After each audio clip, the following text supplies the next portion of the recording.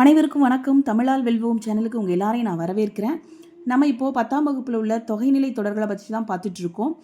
தொகைநிலை தொடர்களில் மற்ற வகைகளான வேற்றுமை தொகை, வினைத்தொகை, பண்புத்தொகை இது எல்லாமே நான் இதுக்கு முன்னாடி உள்ள வீடியோவில் போட்டிருக்கேன். நீங்கள் அதை நம்ம வீடியோவில் எடுத்து பார்த்துக்கலாம். இன்றைக்கி நம்ம பார்க்க போகிறது உவமை தொகை பற்றி நம்ம பார்க்க போகிறோம். உவமை தொகை தொகைனால நம்ம எல்லாத்துக்கும் தெரியும். தொகைனாலே மறைஞ்சி வர்றது. இப்போ ஊமை தொகைக்கு ஒரு எடுத்துக்காட்டு பார்க்கலாம்.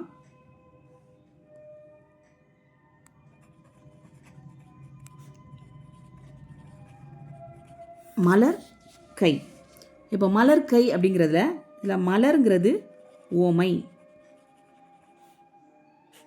கைங்கிறது உவமேயம் அல்லது உவமிக்கப்படும்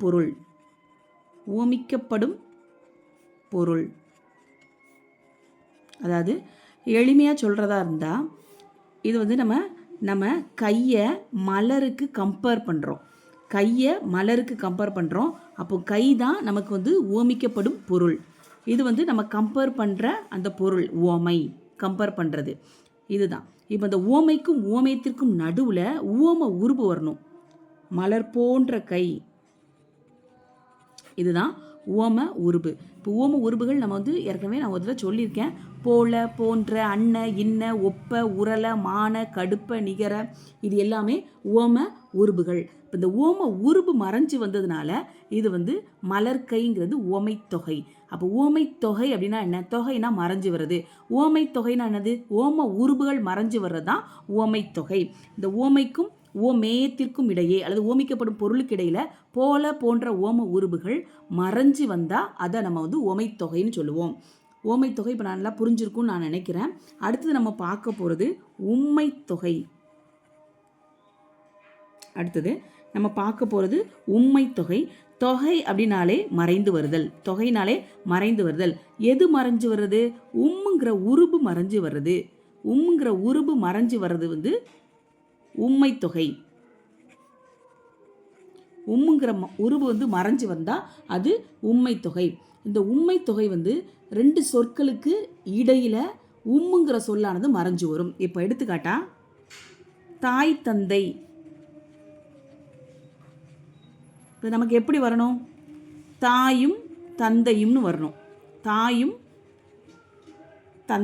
வரணும். இப்போ இந்த ரெண்டு சொற்களுக்கு இடையில, தாய் தந்தைங்கிற ரெண்டு சொற்களுக்கு இடையில உம்முங்கிற உருவானது மறைஞ்சு வந்ததுனால இது உம்மை தொகை. இப்படி ஒருவேளை வெளிப்படையாக வந்தால் அது எண்ணும்மை. இலக்கண குறிப்பு கேட்டால் நீங்கள் எழுதலாம். உம்முங்கிற உருவு வெளிப்படையாக வந்தால் எண்ணும்மை, மறைஞ்சு வந்தால் உம்மை தொகை. இப்போ ரெண்டு சொற்களுக்கு இடையில உம்முங்கிற உருவானது மறைஞ்சு வந்ததுனால இதை நம்ம என்னன்னு சொல்கிறோம்? உம்மை தொகைன்னு சொல்கிறோம். இப்போ எண்ணல், எடுத்தல்,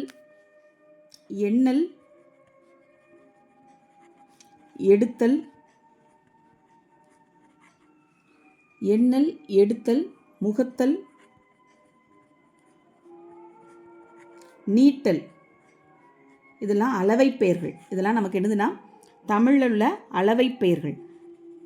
இப்போ அளவை பெயர்களில் எண்ணல்னா 1 கோடு 2 கோடு அப்படி சொல்லுவோம்ல, அதே மாதிரி எடுத்தல் அப்படின்னு சொன்னால் 1 கிலோ அது மாதிரி சொல்லுவோம்ல அது. முகத்தல் அப்படின்னா 1 லிட்டர் கொடு. நீட்டல் அப்படின்னா மீட்டர் அப்படி சொல்லுவோம்ல. இந்த மாதிரியான இந்த 4 அளவை பெயர்களை தொடர்ந்து நமக்கு இந்த உம்மை தொகையானது வரும். அளவை பெயர்களை தொடர்ந்து இந்த உம்மை தொகையானது என்ன செய்யும்? வரும். அளவை பெயர்கள்லாம் உங்களுக்கு புரிஞ்சிருக்கும். எண்ணல்னா 1 2 3ன்னு வர்றது. எடுத்தல் அப்படின்னு சொன்னாச்சுன்னா 1 கிலோ 2 கிலோ அப்படின்னு வரும்ல, 5 கிலோ அதே மாதிரி. முகத்தல் அப்படின்னு சொன்னாச்சுன்னா லிட்டர். நீட்டல் அப்படின்னா மீட்டர்.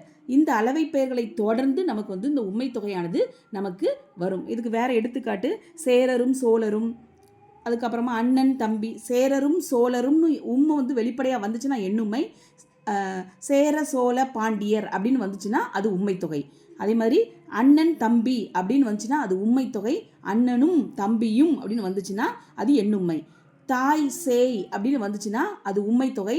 தாயும் சேயும் வந்துச்சுன்னா எண்ணுமை. இப்போ உம்மை தொகை நமக்கு நல்லா புரிஞ்சிருக்கும்னு நினைக்கிறேன். அடுத்தது நம்ம பார்க்க போகிறது அன்மொழி தொகை. இது எப்போவுமே 10ஆப்பில் ஒரு முக்கியமான ஒரு ஒன்பது கேட்டுகிட்டே எப்போவுமே இருப்பாங்க. அது நம்ம பார்க்க போகிறோம். அன்மொழி தொகை.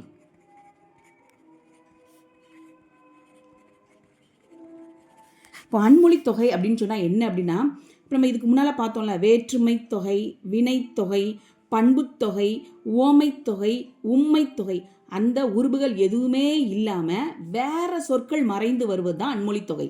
இப்போ நம்ம ஏற்கனவே பார்த்த வேற்றுமை, வினை, பண்புத்தொகை, உவமைத்தொகை, உம்மைத்தொகை, இந்த 5 தொகைகளும் இல்லாத வேறு சொற்கள் மறைந்து வருவது தான் அன்மொழி தொகை. இப்போ அன்மொழி தொகைனா என்னென்னா, வேற்றுமை தொகை, வினைத்தொகை, பண்புத்தொகை, உவமைத்தொகை, உம்மைத்தொகை இல்லாமல் வேறு சொற்கள் மறைந்து வருவது, மறைந்து நின்று பொருள் தருவது தான் நமக்கு வந்து அன்மொழி தொகை எனப்படும். இப்போ எடுத்துக்காட்டா, சிவப்பு சட்டை பேசினார், சிவப்பு சட்டை பேசினார். இப்போ சிவப்பு சட்டை பேசினார். அதே மாதிரி பெரிய மீசை சிரித்தார், பெரிய மீசை சிரித்தார். முறுக்கு மீசை, முறுக்கு மீசை வந்தார். பொற்றொடி வந்தாள், பொற்றொடி வந்தாள். இப்போ இந்த எடுத்துக்காட்டெலாம் பார்க்கும்போது சிவப்பு சட்டை, பெரிய மீசை, முறுக்கு மீசை, பொற்றொடி, இது எல்லாமே என்ன செய்யுதுன்னா வேற ஒருத்தரை சொல்லுது. சிவப்பு சட்டை அணிந்தவரை சொல்லுது. சிவப்பு சட்டை அணிந்தவர் பேசினார். பெரிய மீசை சிரித்தார். முறுக்கு மீசை, முறுக்கு மீசை யாருக்கு இருக்கோ அவர் வந்தார். பொற்றொடி, பொன்னாலாகிய வளையல் அணிந்த பெண் வந்தாள். அப்போது இதில் இந்த மேலே சொன்ன வேற்றுமை, வினைத்தொகை, பண்புத்தொகை, ஓமைத்தொகை, உம்மைத்தொகை, இதில் உள்ள எந்த உருவுகளும் இல்லாமல் வேற சொற்கள் மறைஞ்சு வந்து நமக்கு பொருள் உணர்த்துது. இப்போ சிவப்பு சட்டை பேசினார்னா சிவப்பு சட்டை அணிந்த ஒரு மனிதர் பேசியிருக்காரு. பெரிய மீசை சிரித்தார்னா பெரிய மீசை வச்சிருக்கிற ஒருத்தர் சிரித்தார். முறுக்கு மீசை வந்தார்னா முறுக்கு மீசை உடைய ஒருத்தர் வந்து வந்திருக்காரு. பொற்றொடி வந்தாள்னா பொன்னாலாகிய வளையல் அணிந்த ஒரு பெண் வந்தாள். இப்போ இப்படி வேற சொற்கள் மறைஞ்சு இருந்து பொருள் தர்றதுனால இது அன்மொழி தொகை. இப்போ இந்த அன்மொழி தொகை உங்களுக்கு புரிஞ்சிருக்குன்னு நினைக்கிறேன். இப்போ நம்ம இந்த வீடியோவில் முழுவதுலையும் நம்ம வந்து தொகைநிலை தொடர்கள் 6 வகைகளையும் நம்ம பார்த்தாச்சு. இதில் ஏதாவது உங்களுக்கு சந்தேகங்கள் இருந்துச்சுன்னா நீங்கள் எனக்கு வந்து கமெண்ட் பண்ணுங்கள். நான் உங்களுக்கு வந்து சந்தேகத்தை தீர்த்து வைக்கிறேன். இவ்வளோ நேரம் பொறுமையாக இந்த வீடியோவை பார்த்ததுக்கு நன்றி, வணக்கம்.